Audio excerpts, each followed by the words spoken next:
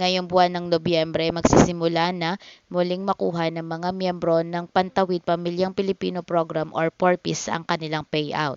Makaraan na ibalik na sa listahan matapos ang isinagawang reassessment. Sa isinagawang media forum, sinabi ni PORPIS National Program Manager Director Gemma Cabuyao na ipoproseso ng kanilang pamunuan ang pagbabalik ng grants o payout ng mga ito. Sa ngayong November, i-process na yung kanilang grants kasi ano siya, October, November. September sila na kumbaga nagbago ang kanilang status. Ibig sabihin, naging level 1, level 2, so balik. So by October, November, process na yung kanilang yung payments.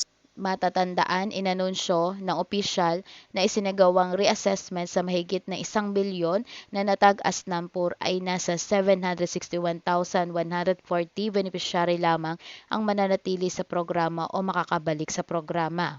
Samantala, ang mga natanggal o gagraduate sa programa ay umabot ng 339,660 ay maaaring maka-avail ng exit program sa kani-kanilang mga LGU para tuloy-tuloy ang tulong ng gobyerno.